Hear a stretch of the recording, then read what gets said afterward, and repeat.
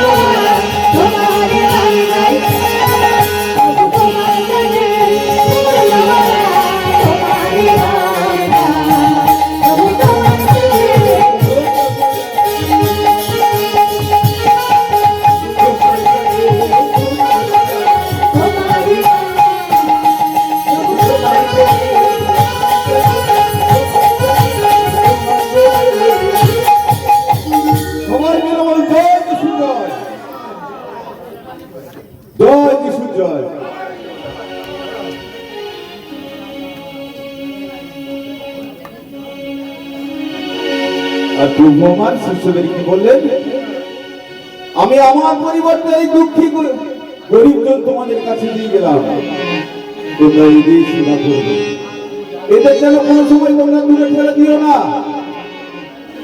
তাই তো সুনীল দত্ত মহাশয় কবির কথা অনুযায়ী একটা গান লিখেছিলেন, সেবা কর দুঃখী জনে সেবা করার দুজনে সে তো তোর কৃষ্ণ সেবা সে তো তোর কৃষ্ণ সেবা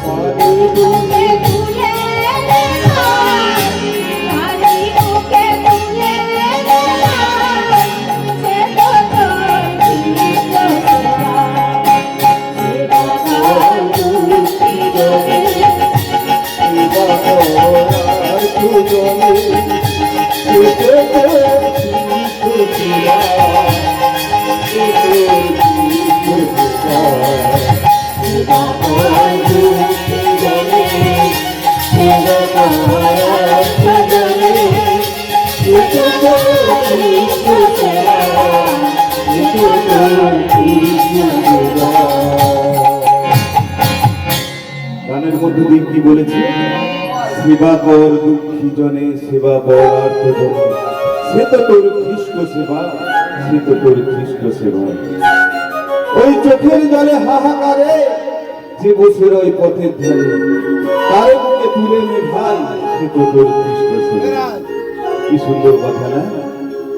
আর প্রভু তো তাই বলছে যে আমি যখন থাকবো না আমার পরিবর্তে এই দুঃখী গরিব জনকে তোমাদের কাছে দিয়ে গেলাম, তোমরা এদের দেখো এদের সেবা করো।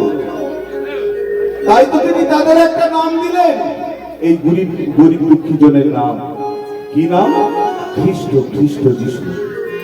এদের সেবা করা মানে প্রভুর সেবা করা। আর এই কথা সবার ভালো লাগলো? ভালো লাগে এই জুদাসের একেবারে ভালো লাগে। এই জুদাস তখন অপমানিত বোধ করে সেখান থেকে উঠে চলে গেলেন। তিনি কোথায় গেলেন না, যেখানে ওই ফরিসিরা যুক্তি আসছিল যে প্রভুকে কেমন করে ধরা যায়, কেমন করে তাকে বধ করা যায়। আর সেখানে গেলেন।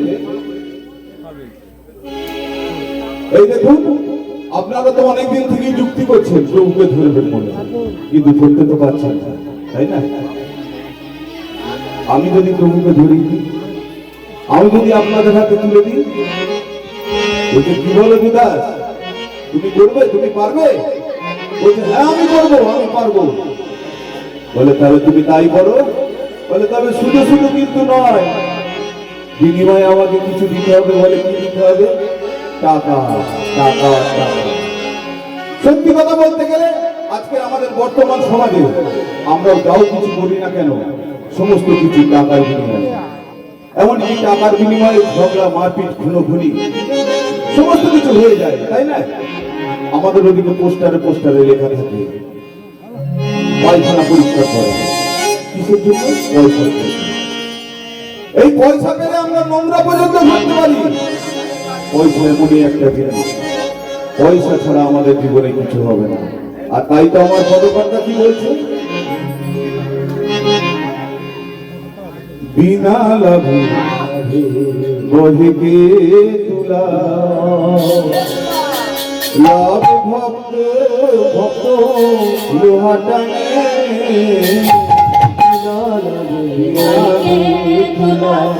লাভ ভক্ত টানে,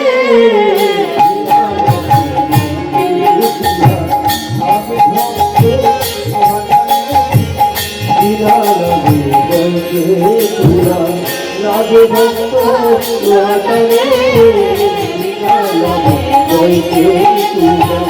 লাভের পরিণামী, লাভের পরিণামী, লাভের পরিণামী,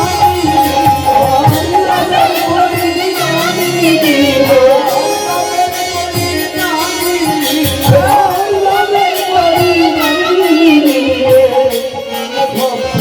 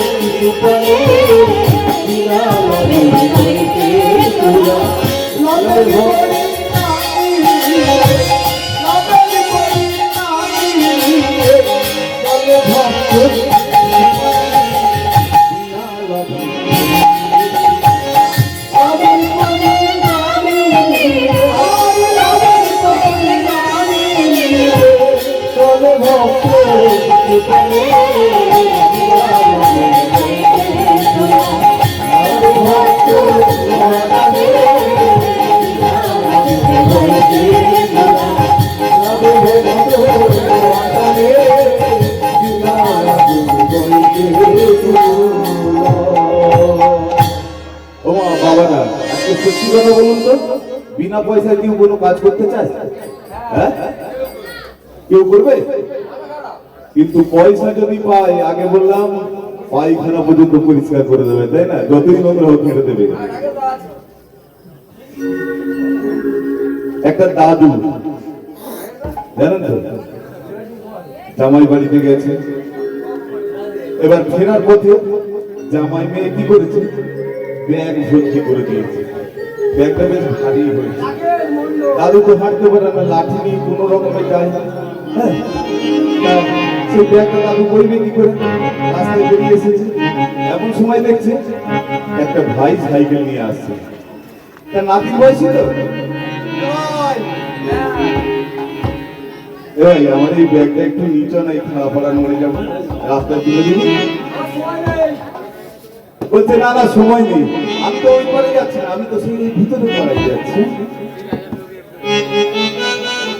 কথা বলি কিছু মনে করবেন না, কিন্তু রাগ করবেন নাকি, যদি এদিকে সেরকম দাদা নেই তবে আমাদের দিকে আছে।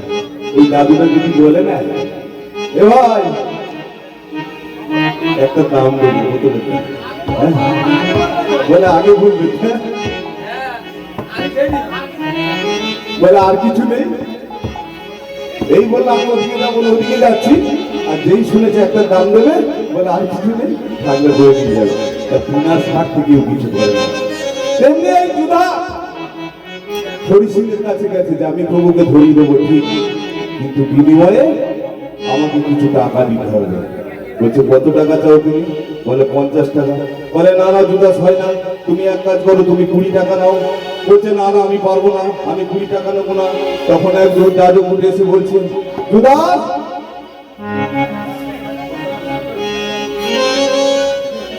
বলছে, যুদাস কষাকষি করে না দাম, কষাকষি করে না দাম, কষাকষি করে না দাম, 30 টাকায় হয় কষি, কষাকষি করে না দাম, 30 টাকায় হয় কষি, কষাকষি করে না দাম, 30 টাকায় হয় কষি, কষাকষি করে না দাম, 30 টাকায় হয় কষি, কষাকষি করে না দাম, কষাকষি করে না দাম, কষাকষি করে না দাম, কষাকষি করে না দাম। যুদাস তুমি এক কাজ করো, তুমি বলেছো 50, ও বলেছো 20, তুমি এক কাজ করো, মাঝখানে একটা পথে এসো, তুমি 30 টাকা দাও, তুমি 30 টাকা নিয়ে তুমি কাজটা করো, তুমি প্রভুকে আমাদের হাতে তুলে দাও। দেখো 30 টাকা মানে কম নয়, অনেক, কিন্তু ও 30 টাকা মানে এখনকার 30 টাকা নয়, 30টা মুদ্রা। এখনকার দিনে হয়তো লক্ষ লক্ষ টাকা দাম। আর জুদাস রাজি হয়ে গেছে। আজকে দেখুন, প্রভুর সঙ্গে এই জুদাস থেকে পৃথিবীর অনেক মানুষ ছিল, কিন্তু প্রভু বেছে বেছে 12 জনকে শিষ্য করেছিল, তাই না বাবা? হ্যাঁ, তার মধ্যে তো এই একজন শিষ্য জুদাস আজকে প্রভুর সঙ্গে থেকেছে।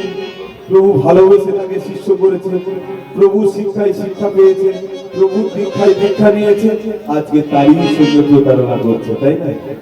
তাই তো আমার পদকর্তা কি বলছে? প্রতারণা করিস নে ভাই, প্রভুর সাথে ভাই রে চলার পথে।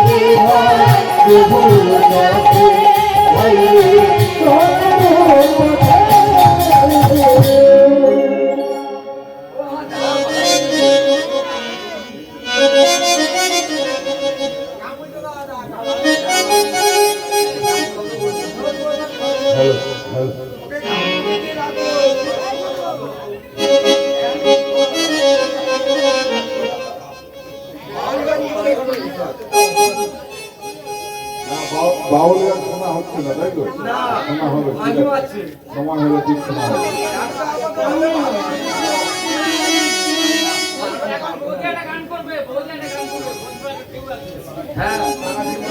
সৌম্যদীপ মাইতি,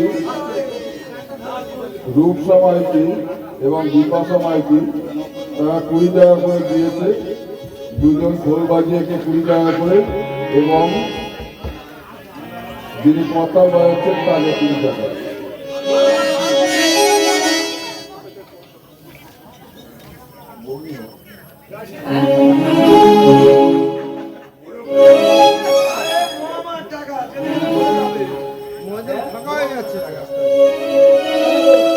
সমীর সিং 10 টাকা করে 2 টাকা। বলা লাগ বল ভাইদের।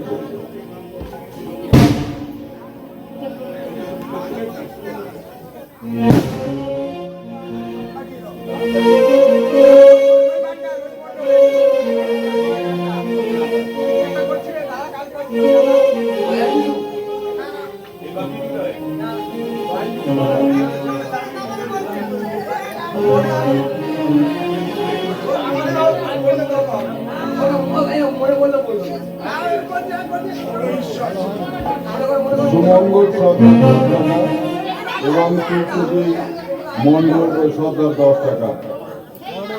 সেই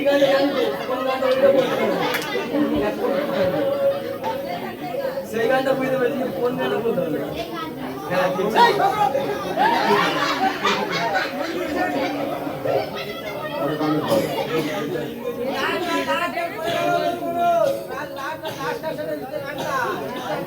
আর আমাদের মা বোনেরা যে সমস্ত চাঁদা পয়সা কালেকশন করেছিল এই দলের পক্ষে সেই চাঁদা পয়সা কালেকশনের মধ্য দিয়ে তারা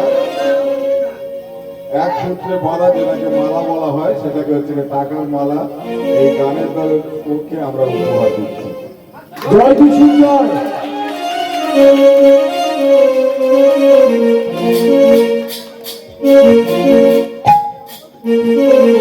সবাই মিলে বলি জয় কিশোর জয়।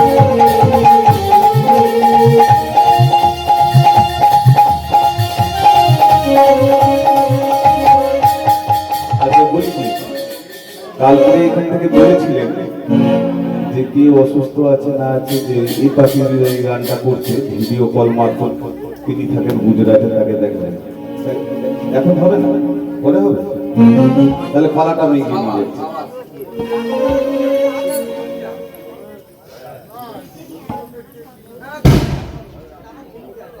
আমি পালাটা এগিয়ে নিয়ে যাচ্ছি। আজকের এই জুদাস প্রভুর সঙ্গে থেকে প্রভু শিক্ষা পেয়ে দীক্ষা পেয়ে প্রভুর সঙ্গে প্রতারণা করছে, তাই না? আমরাও প্রত্যেক সময় কিন্তু জুদাস, একবার প্রতারণা করলে কি হবে? আমরা জুদাসের থেকে আরো মানে ভয়ঙ্কর মানুষ। আমরা প্রভুর সঙ্গে বারংবার প্রতারণা করি। হ্যাঁ, প্রভুকে দিব্যি করে আমরা হ্যাঁ? ঠিক। আমরা যিশুর নামে দিব্যি করেও মিথ্যে কথা বলি, নিজেদের স্বার্থের জন্য বাঁচার ত্যাগী করি, চোখে জল দিয়েও প্রতারণা করি। তাহলে আমরা কি মানুষ চিন্তা করি? যাই হোক, প্রভু তো জানতেন যে এই শিষ্যদের ছেড়ে, এই জগৎ সংসার ছেড়ে আমাদের তো এদের ছেড়ে চলে যেতেই হবে। 1.5 ঘন্টা চলে যাওয়ার আগে প্রভুর একটা শেষ ইচ্ছা ছিল যে এই শিষ্যদের সঙ্গে তিনি শেষ ভোজে বসবেন। তাই পিতরা জোহরকে ডেকে বললেন, শোনো পিতর, জোহর, বেশি দূরে নয়, শহরের ওই কাছাকাছি যাও, আর গিয়ে দেখবে যে একজন লোক জলের কলসি মাথায় করে নিয়ে রাস্তা দিয়ে হেঁটে যাচ্ছে। তোমরা তার পিছন পিছন যাবে, ওই লোকটি যে বাড়িতে গিয়ে উঠবে তোমরাও সেই বাড়িতে গিয়ে ঢুকবে, আর গৃহকর্তাকে ডেকে বলবে যে আমাদের প্রভু আজকের এখানে ভোজের আয়োজন করবে বলেছে, আমরা কোথায় করব? আর তুমি ঠিক তোমাদের ওই দোতলাটা দেখিয়ে দেবে, তোমরা ওইখানেই ভোজের আয়োজন করবে। আর প্রভুর কথা মতো এই 2 শিষ্য পিতরা যখন চলেছে কাছাকাছি শহরের ওইখানে গিয়ে দেখছে একজন লোক মাথায় করে জলের কলসি নিয়ে যাচ্ছে। তারাও তার পিছু পিছু চলেছে। তারা যে বাড়িতে ঢুকেছে শিষ্য দুটো সেই বাড়িতে ঢুকেছে। গৃহকর্তাকে ডেকে বললেন, ওই কর্তা মশাই, আমাদের প্রভু আজকের এখানে ভোজের আয়োজন করবে, আমরা কোথায় করব? আর প্রভুর কথা অনুযায়ী কর্তা বাবু ঠিক দেখেছিলেন দোতলার উপরে, আর তারা সেখানে ভোজের আয়োজন করেছে। দেখো দেখো,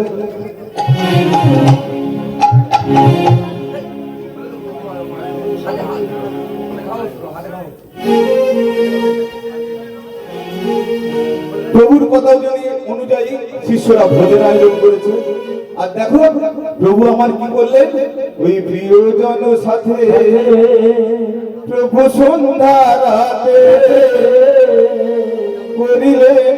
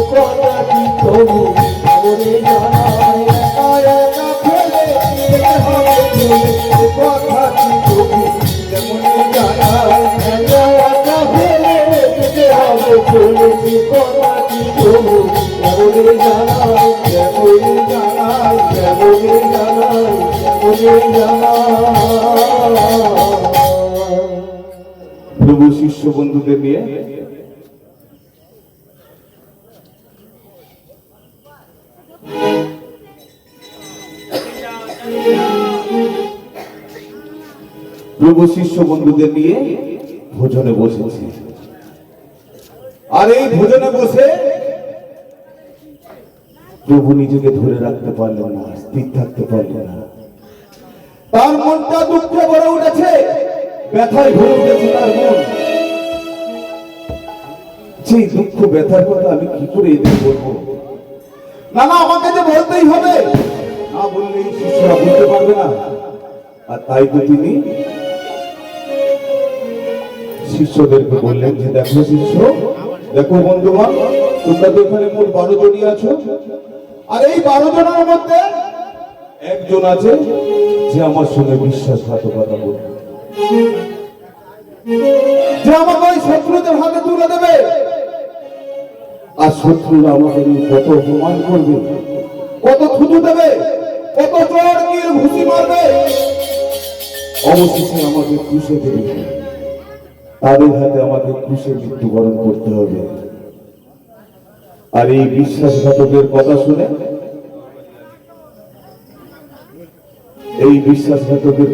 সেই সব স্তব্ধ হয়ে গেছে। তারা একে একে প্রভুকে জিজ্ঞাসা করছে, ওগো প্রভু, আমি কি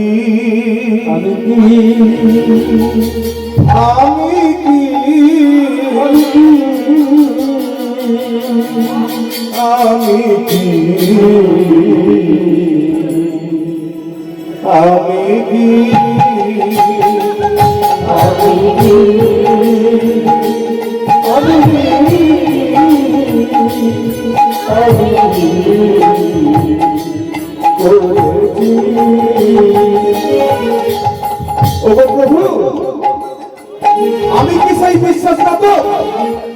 আমি কি আপনার সঙ্গে বিশ্বাসঘাতকতা করেছি?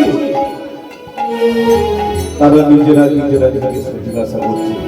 আজকের আমরা এখানে যতজন আছি, আমরাও আমাদের নিজেদের মধ্যে জিজ্ঞাসা করি, আমি কি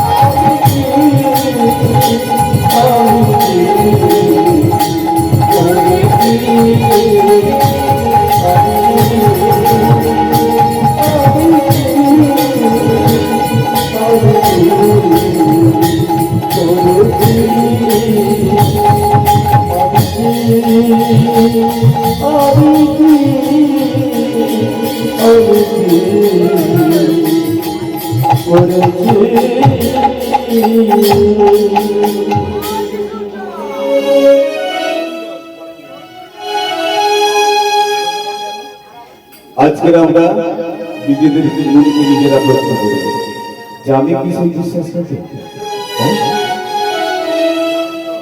প্রভুর হাত দিয়ে শক্ত করে বেঁধেছে, আমি কি সেই? কে তার মাথায় কাটার মুকুট পরিয়েছে? আমি কি সেই? তাকে ক্রুশে কে দিয়েছে? আমি কি সেই? অন্তর দিয়ে ফেলে দেখলে আমরা জুদাস একবার বিশ্বাসঘাতকতা করেছিল, কিন্তু আমরা প্রতিনিয়ত কথায় চলায় ফেরায় কাজকর্মে সব সময় পাপ করে যাচ্ছে। আর এই পাপ করা মানেই তার হাত বসে মারা, এই পাপ করা মানেই তার মাথায় কাটার মুকুট পরিয়ে দেওয়া, এই পাপ করা মানেই তাকে ক্রুশে দিতে দেওয়া। এদিকে প্রভুর কাছে বসেছিল প্রভুর প্রিয় শিষ্য জীবন, হঠাৎ ভিতরের দিকে চোখ পড়েছে। ভিতর তাকে ইশারা করে বলছে, যোহন, তুমি প্রভুকে জিজ্ঞাসা করো যে আমাদের মধ্যে কে সেই বিশ্বাসঘাতক।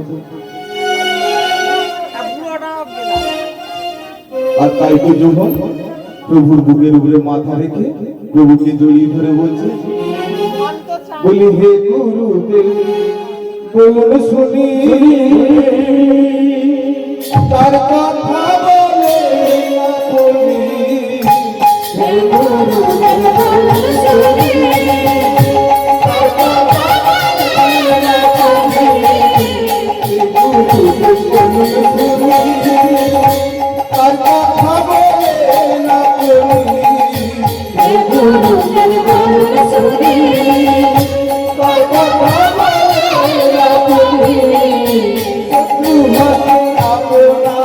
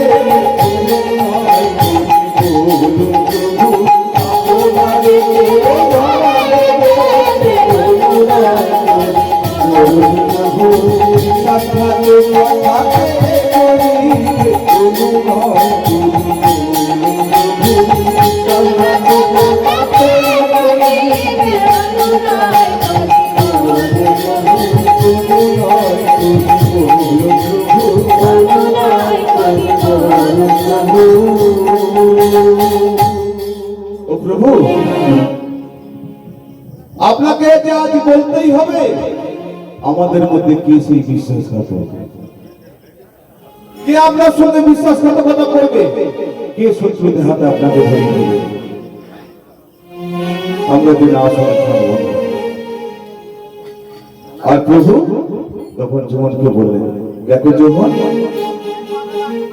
আমার সঙ্গে যে এই পান পাত্রে প্রথমে হাত ঢুকিয়েছে, এই সেই বিশ্বাসঘাতক, এই আমার সঙ্গে বিশ্বাসঘাতকতা করবে।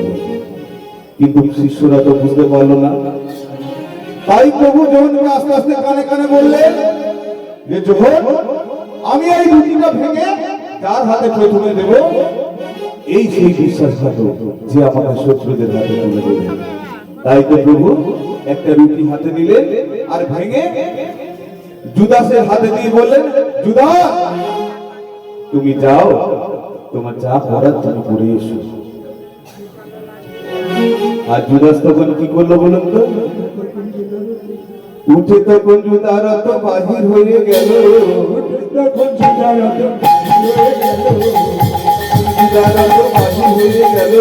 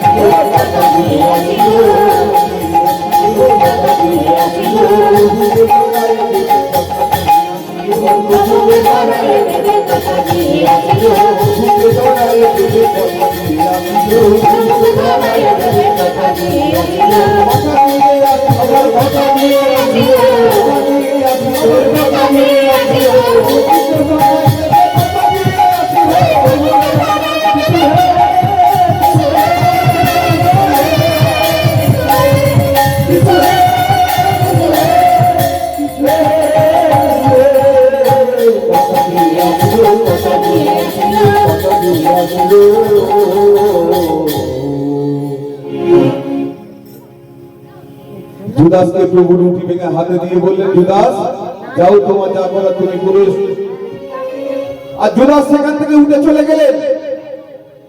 সত্যি কথা, একটা কথা চিন্তা করে দেখুন, কোন ভালো মানুষ কোন খারাপ মানুষের দলে থাকতে পারে না, তেমনি কোন খারাপ মানুষ ভালো মানুষের দলে কিন্তু থাকতে পারে না, পারে? হ্যাঁ,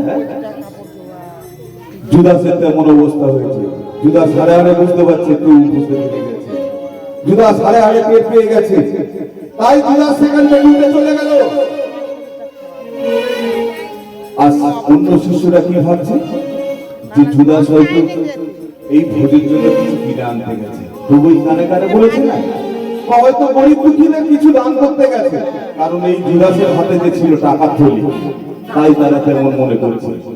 আর জুদাস গেল কোথায়? সেই ফরিসীদের কাছে। সেই ফরিসীদের কাছে গিয়ে বলছে, আপনারা তৈরি তো, অনেক সময় গেছে, অনেকদিন ধৈর্য ধরেছি, আর কিন্তু নয়, আজকে রাত্রি আমি প্রভুকে আপনাদের হাতে তুলে দেবো। ঠিক আছে জুদাস, দেখি আমরা প্রস্তুত আছি, তুমি তুলে দিতে পারো কিনা। বলছে, হ্যাঁ হ্যাঁ, আজকে রাত্রি আমরা প্রভুকে আপনাদের হাতে ধরিয়ে দেবো। এই বলে জুদাস সেখান থেকে আবার ফিরে এসেছে সেই ভোজসভায়। জুদাস এমন ভাব করছে যে যেন তার কিছু হয়, সে কিছু করেনি, এরকম ভাব দেখাচ্ছে। আর এদিকে পিতর আর যোহন তারা মনে মনে করছে, আহা, আজকে জুদাস আমাদের মধ্যে থেকে প্রভু শিষ্য প্রভুর সঙ্গে এমন কাজ করতে পারে? তখন প্রভু প্রিয়জনদের বললেন, শোনো প্রিয়জন, তোমরা আমার আর একটা কথা শোনো তো, তোমরা একটা পাত্র নিয়ে এসো, এক বালতি জল আনো আর একটা আমাকে গামছা দাও। আর শিষ্যরা সঙ্গে সঙ্গে এনে দিয়েছে। আর প্রভু নিজের পোশাকটা খুলে গামছাটা কোমরে বেঁধেছে। আর দেখো দেখো ওই পাত্রে জল ঢেলে দিলে ওই শিষ্য মনের পাথুয়ালে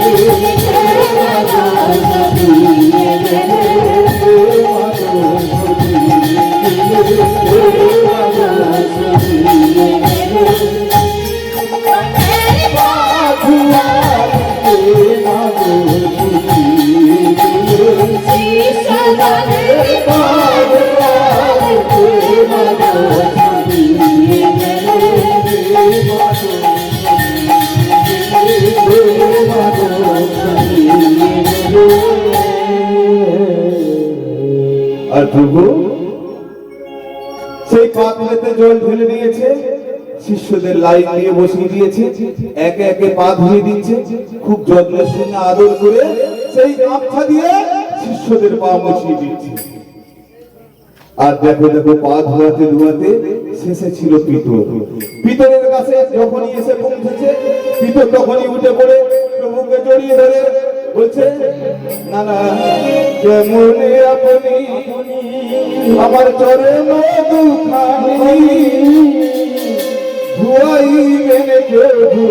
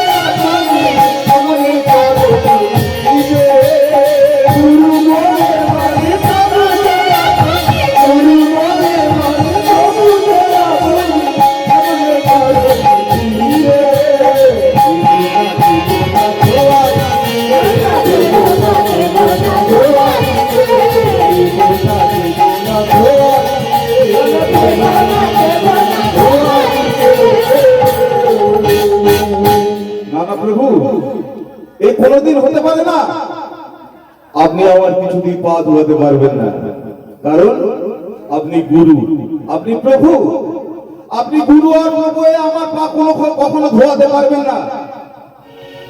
আমার একটু চিন্তা করুন বাবা, আমাদের সমাজে কি এমন আছে যে কোন গুরুদেব কোন শিষ্যের পায়ে প্রণাম করেছে, কোন শিষ্যকে পা ধুয়ে দিয়েছে? আছে? নেই। ইসরায়েলের সমাজেও তেমন ছিল না। আর তাই তো এই পিতর বলছে, আপনি গুরু আর প্রভু, আপনি আমার পা ধোয়াতে পারবেন না। আর প্রভু বলছে, বেশ ঠিক আছে, তুমি পা ধোয়াতে দেবে না তো? হ্যাঁ, তাহলে তুমি শুনে রাখো, ভিতরে তোমার আমার কাছে মায়া কাছে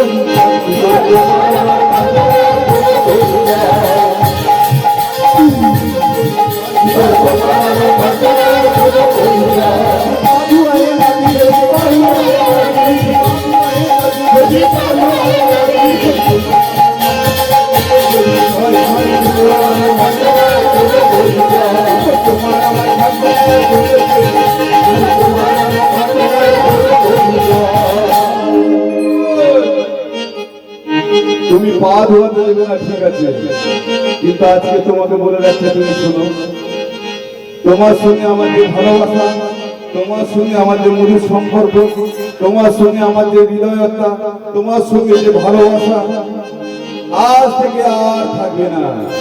এই সম্পর্ক চিরজীবনের মতো শেষ হয়ে যাবে। আর এই কথা শুনে বিপুল অন্তরে দুঃখ পেল, কষ্ট পেল।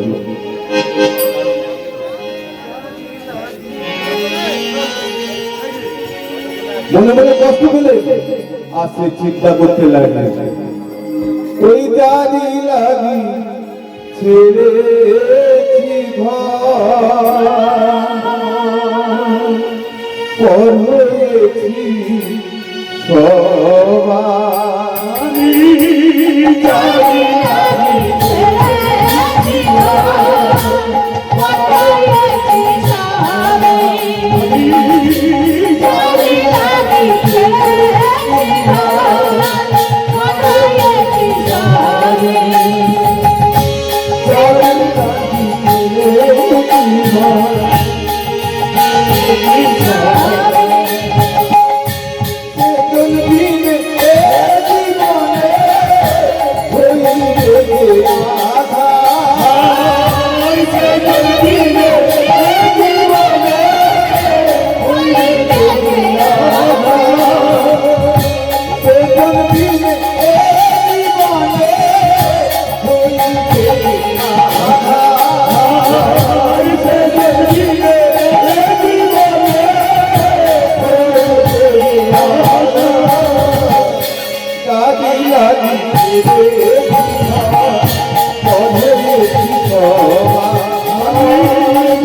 লাগি ছেড়েছি ঘর, পর হয়েছি সবাই, জানি লাগি ছেড়েছি ঘর।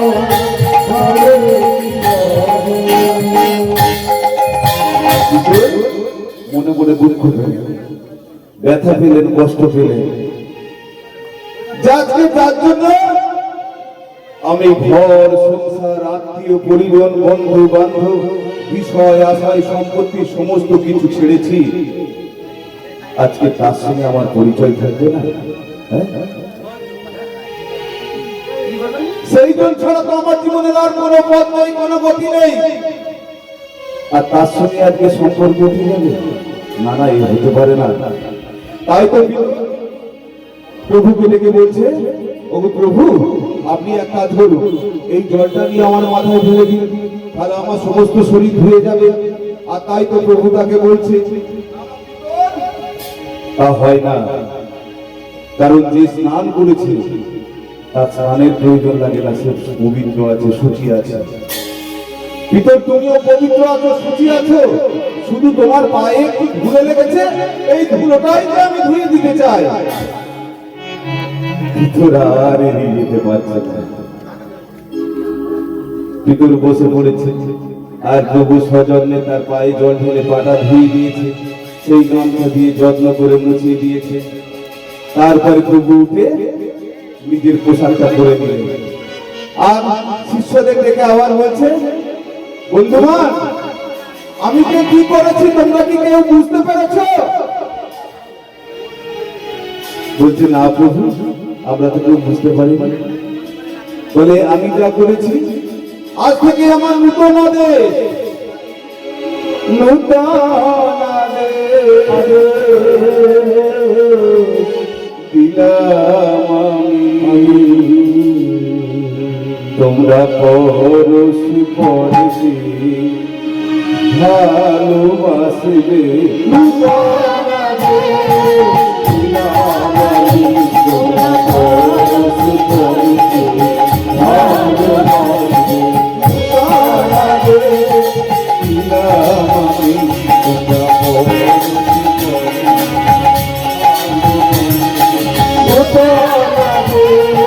বিরামানি তোমরা করো বিপরীতে ভালোবাসি আমি যেমন তোমাদের আমি যেমন তোমাদের ভালোবেসেছি আমি যেমন তোমাদের আমি যেমন তোমাদের ভালোবেসেছি ঘরেতে ঘরেতে ভালোবাসি আমি যেমন তোমাদের ভালোবেসেছি আমি যেমন তোমাদের ভালোবেসেছি তোমরা ঘরেতে ঘরেতে করে ভালোবাসি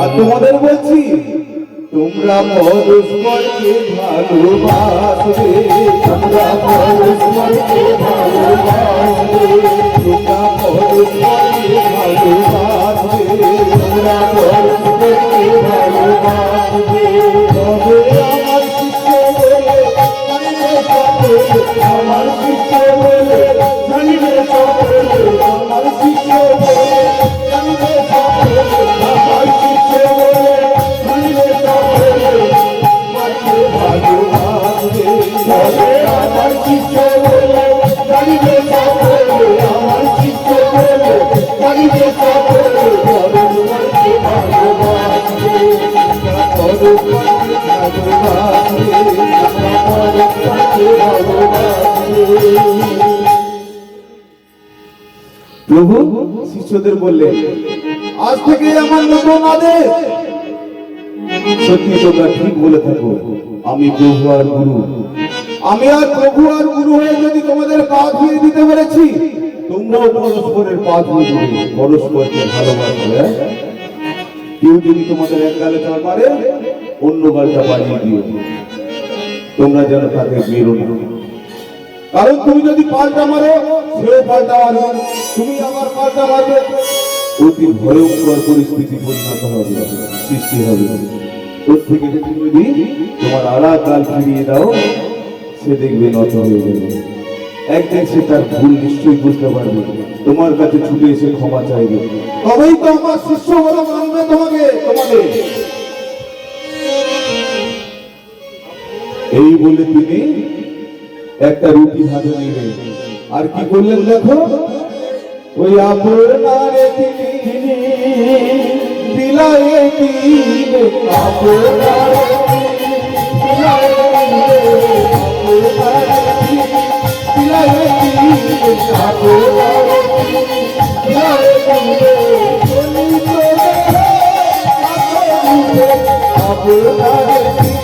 বিলায়ে দিলে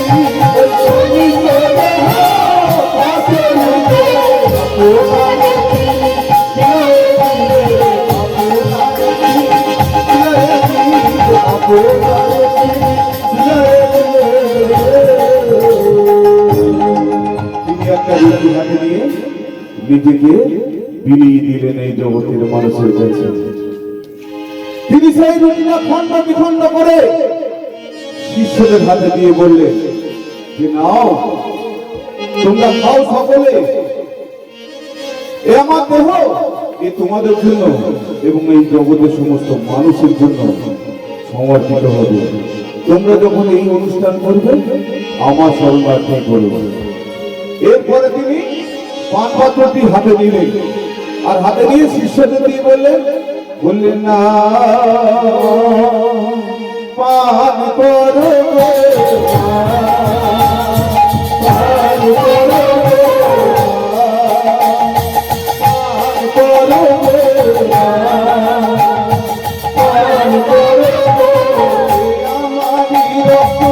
তোমাদের জন্য যা আমি তো তোমাদের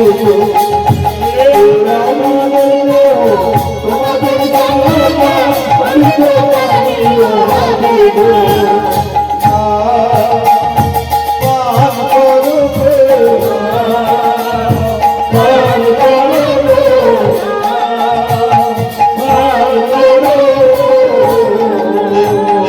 করো। পান করো, এ আমার রক্ত। এই রক্ত তোমাদের জন্য এবং এই জগতের সমস্ত মানুষের জন্য পাপ মোচনের উদ্দেশ্যে পাঠিত হবে। এ আমার নতুন নিয়মের রক্ত। তোমরা যখন এই অনুষ্ঠান করবে তখন আমার শরণার্থী করবে। আজকের চিন্তা করুন তো বাবারা এবং মায়েরা, আমাদের তো এটা রক্ত মাংস শরীর, তাই না? এই দেহ থেকে সমস্ত মাংস যদি খুলে পড়ে যায়, মানুষ কি বাঁচবে? হ্যাঁ, এই দেহ থেকে সমস্ত রক্ত যদি বের করে না হয়, মানুষ কি বাঁচবে? বাঁচবে না, তাই না? কিন্তু আমাদের প্রভুকে দেখুন, আমাদের জন্য, এই জগতে মানুষের জন্য, এই জগতে মানুষের মুক্তি দেওয়ার জন্য নিজের দেহ, রক্ত, সমস্ত কিছু বিলিয়ে দিলেন, তাই না? তাহলে এমন প্রভুর প্রশংসা কে করবে না? কে গাইবে না? তাই এসো বলি, ওই নাজারেতে যিশু, যিশু প্রেমের কবি মুখে বলো তার নামে।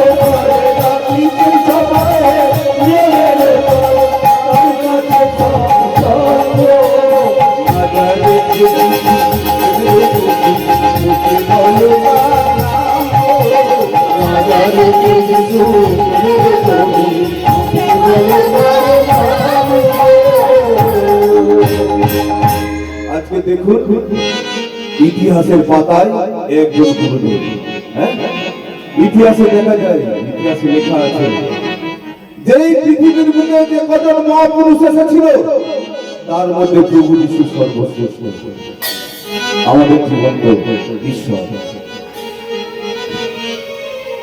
আমি ওবেলা এখানে কমিটির এক দাদাকে একটা কথা বলছিলাম যে আমরা নিশ্চয়ই শুনেছি বড় ভট্টাচার্যের কথা। আমরা কেউ শুনেছি কি?